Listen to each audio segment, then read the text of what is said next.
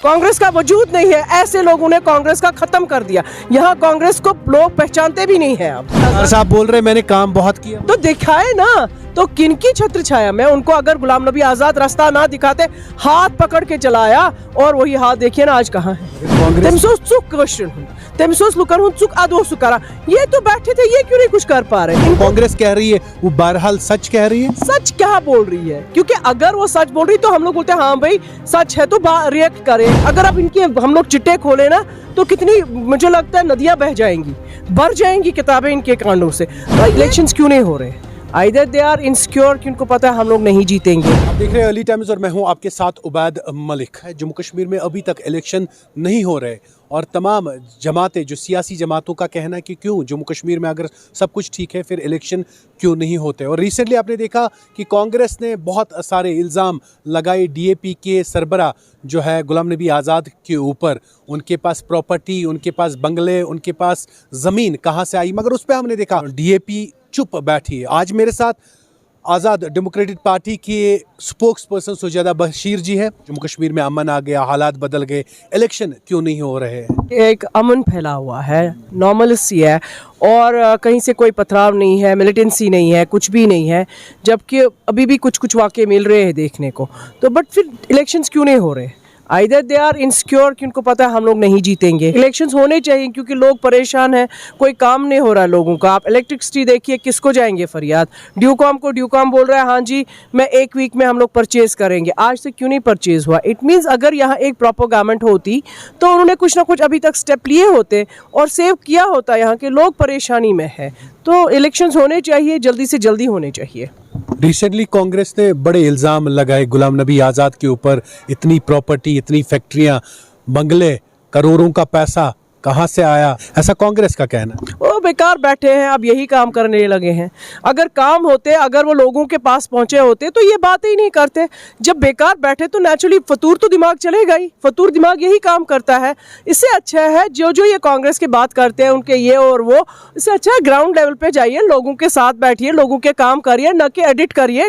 जो ये करते हैं ना रैलीज में एडिटिंग करते हैं, हमारे साथ इतने लोग और उतने लोग, लोगों को तो इनको जोड़ना आया नहीं, काम इनको करना आया नहीं, तो आप ये इल्जाम लगाएंगे। बार बार कहती है सरकार के खिलाफ गुलाम नबी आज़ाद, कभी कुछ नहीं बोलते, चुप करके बैठे हैं। जो उनको फरमान बाहर से मिलता है वही तो बोलते हैं। उनके बोलने से क्या होगा? ये सबको पता है गुलाम नबी आज़ाद हर जगह लोगों के साथ खड़े हो। अब क्या गुलाम नबी आज़ाद क्या उनको लिख के दे? गुलाम नबी आज़ाद साहब एक ऐसी हस्ती है ना, उनकी बात का वैल्यू है। जब भी यहाँ कोई प्रॉब्लम हो गई, एक गुलाम नबी आज़ाद की पार्टी खड़ी हुई है। यहाँ स्टूडेंट्स का हुआ तो हम लोग खड़े हुए, यहाँ राशन का हुआ तो उनकी पार्टी। कांग्रेस किधर है?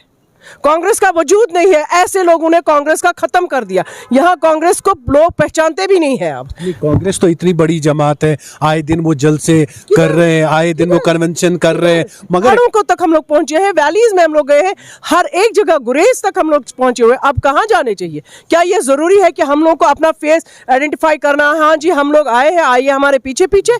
लोग खुद हमारे पीछे पीछे आते हैं। जब कांग्रेस ने सवाल निशान उठाए गुलाम नबी आज़ाद के ऊपर, उसके ऊपर कोई रिएक्शन नहीं आया। आप लोग चुप क्यों बैठे थे? क्या आप लोगों ने ये मान लिया कि जो कांग्रेस कह रही है वो बहरहाल सच कह रही है? सच क्या बोल रही है? क्योंकि अगर वो सच बोल रही तो हम लोग बोलते हैं हाँ भाई सच है तो रिएक्ट करे, बात बोले, जवाब दे। जब आप बेकार की बातों में लगे हैं, आपको पता है आप झूठ बोल रहे हैं, तो हम लोग क्या झूठ को जवाब देना है?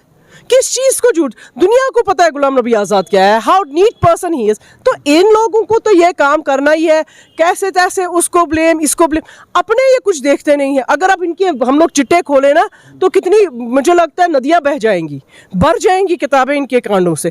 तो ये तो बेकार बैठे हैं, हम लोग को फुर्सत नहीं है इनके बातों को जवाब। पॉलिटिकल पार्टियां आपस में लड़ती है, भिड़ती है या आपस में इल्जाम तराशियां करती है, तो सबसे पहले ये सवाल होता है कि हम अगर चिट्टे खोले तो ये हो जाएगा, वो हो जाएगा। तो सारे लोग इसमें डूबे हुए हैं। सबसे बड़ी बात, हम लोग किसी के बारे में कुछ भी ना बोलना चाह रहे हैं, ना हमें इतना टाइम है।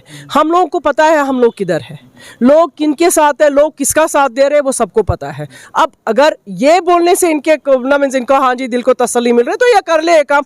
बाकी बानियाल के लोगों ने खुद बोला है कि Ghulam Nabi Azad is a personality. जो भी यहाँ आज तक डेवलपमेंट्स हो गए, हॉस्पिटल्स बने, because because of Ghulam Nabi Azad. पहले तो वहाँ से वकार साहब रहे ना, वकार साहब ने बहुत काम किए। हाँ, अगर उनको गुलाम नबी वकार आजाद साहब बोल रहे मैंने काम बहुत किया, तो दिखाए ना, तो किनकी छत्र छाया में उनको अगर गुलाम नबी आजाद रास्ता ना दिखाते, हाथ पकड़ के चलाया, और वही हाथ देखिए ना आज कहाँ है। अगर कांग्रेस भी गुलाम नबी आजाद का साथ नहीं देते, गुलाम नबी आजाद भी नहीं होते फिर? सबसे बड़ी बात उनको देखिए ना, गुलाम नबी आजाद ने कितने काम किए। आप किसी को रिप्रेजेंट कर रहे हैं एज अ मिनिस्टर और किसी को एक प्लेटफॉर्म दे रहे, बट उसका काम भी तो देखिए उन्होंने खुद किया है ना।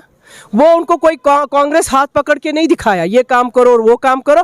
वो उनका अपना अपना एक, वो कहते हैं ना कश्मीर में, चुक होते मिसन तमिस चुक कश्मीर हूं, तमिस लुकन हूं चुक अदो सु करा। ये तो बैठे थे, ये क्यों नहीं कुछ कर पा रहे? इनको कोई काम ही नहीं है, ये करना ही नहीं चाहते कोई काम, बस खाली अपने घरों में बैठ के यही सोच रहा अब उसने क्या किया तो इसने क्या किया। बुखारी साहब कहते कुछ लोग दोड़ा से, कश्तवाड़ से आए हैं, वो यहाँ पे हमें सिखाएंगे क्या करना है। अल्ताफ साहब की अपनी आइडियोलॉजी है, वो भी कहाँ से है वो भी उनको पता होगा, हम कहाँ से है हमें भी पता है। शक्ल पार्टियां कहती है 2 आंसुओं के साथ गुलाम नबी आजाद बह गए, मोदी जी ने इनके लिए आंसू बहाए, किसी और के लिए नहीं। तो ये वैसी बात करते ना, वैसी पर्सनालिटी तो बनते, तो ये क्यों नहीं बैठे जब गुलाम नबी आजाद ग्राउंड लेवल पे बैठे, जमीन पे बैठे और रोया, कहा कि यार हमारा हक मत छीनो।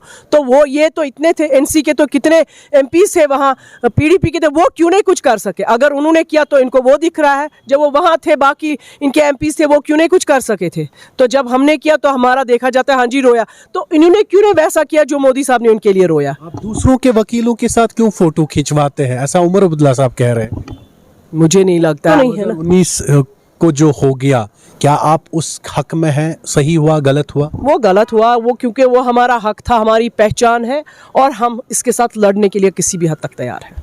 और हम लोग लड़ेंगे थ्रू, या तो सुप्रीम कोर्ट इसको दे सकता है या तो पार्लियामेंट। बाकी ये लोगों को बहकाएंगे, आप लोगों को झूठ बोलेंगे, हम जी वो नहीं होने देंगे, हम जी ये नहीं करने देंगे, ये झूठ ना बोले, लोगों को प्लीज़ ना बहकाएं, लोगों को एटलीस्ट एक हकीकत में जीने दें, एक सही स्टोरी बताएं उनको, ये झूठी स्टोरीज में नहीं बहकाएं। आज की मौजूदा सूरत हाल और 5 अगस्त 2019 से पहले सूरत हाल, आपको क्या फ़र्क आता है? आपको क्या लगता है चेंज हो गया जम्मू कश्मीर? चेंज क्या हुआ है? यहाँ के बेरोजगारी बढ़ गई है, वो चेंज है।